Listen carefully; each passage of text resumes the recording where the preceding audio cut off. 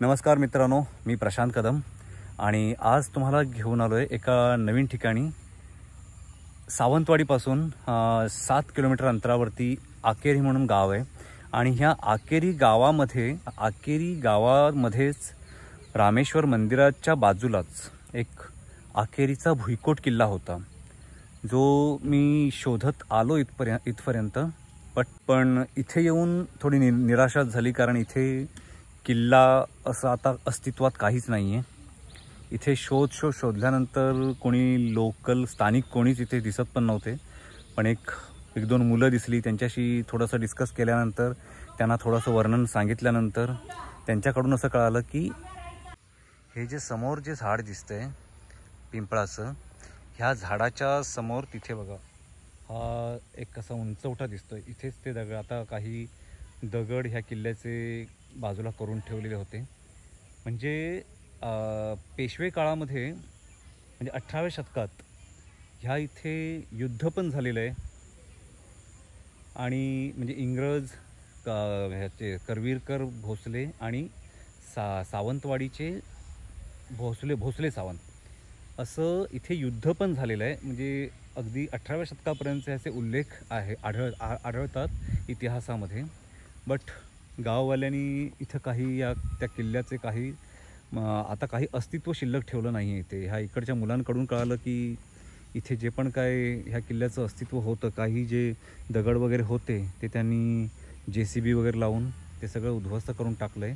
त्यामुळे आता इथे किल्ला म्हणण्यासारखं काहीच नाही आहे. इकडे एक उल्लेख जे सापडतात त्याप्रमाणे इथे साधारणपणे 100 ते 150 फूट लांबीची तटबंदी असलेला हा किल्ला होता.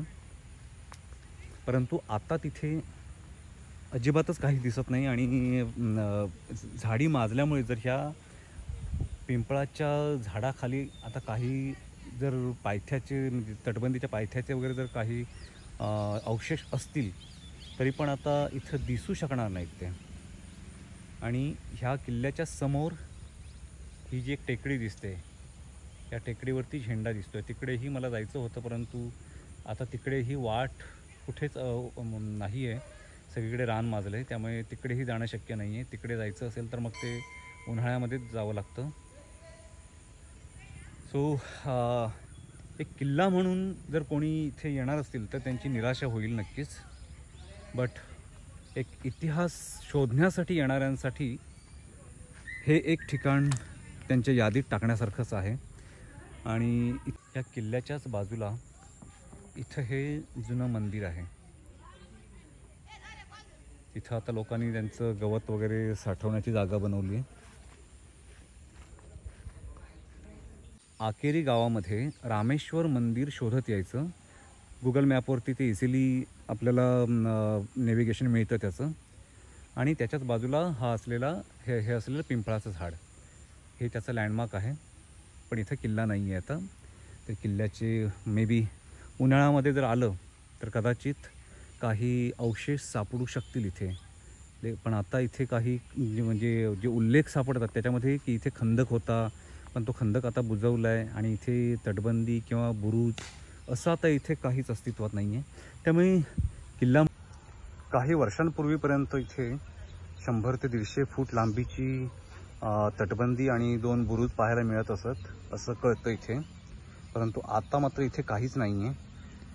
आणि इतिहास चालताना असं दिसतं की इथे 1787 मध्ये करवीरच्या सैन्याने नांदोस येथे सावंतांचा पराभव, सावंत म्हणजे सावंतवाडीचे खेम सावंत किंवा सावंत भोसले ह्यांचा पराभव करून सावंतवाडीच्या दिशेने चाल केली. या सैन्याची अकेरी येथे, म्हणजेच हे अकेरी, या अकेरी गावामध्ये सावंतांच्या फौजेबरोबर गाठ पडली असता करवीरच्या सैन्याला माघार घ्यावी लागली. करवीरचं सैन्य म्हणजे आपलं कोल्हापूरची जी गादी आहे, कोल्हापूरचं सैन्य, त्यांना माघार घ्यावी लागली होती. आणि 1788 मध्ये सावंतांच्या मतीस आलेल्या पोर्तुगीज सैन्याचा तळ या अकेरी गावामध्येच होता. ह्या सैन्याच्या फील्ड मार्शलने गोव्यास लिहिलेल्या पत्रानुसार येथे खाद्यपदार्थांचा तुटवडा असून सावंत पोर्तुगीज सैन्यास हवी तशी मदत वेळेवर करत नसल्याचे कळवलं. याशिवाय तो सावंतांनी अखेर येथे सैन्य ठेवल्याचे देखील कळवतो. सावंत घराण्यातील इसवी सन 1806 वारसा हक्काच्या कलहात फोंड सावंत यांनी अखेरीस पळ काढत करवीरकरांकडे व पेशव्यांकडे सहाय्य मागितले। यावेळी करवीरकरांचे रांगण्याचे किल्लेदार राणोजी निंबाळकर व पेशव्यांचे साळशी येथील अंमलदार चिटकोपंत अकेरी येथे एकत्र आले असता राणोजींनी चिटकोपंत यांना पकडून सिंधुदुर्ग किल्ल्यात कैदेश ठेवले। या काळात कदाचित अकेरी करवीरकरांच्या ताब्यात आला असावा, पण नंतरच्या काळात मात्र तो सावंताच्याच अंमलाखालीच दिसतो।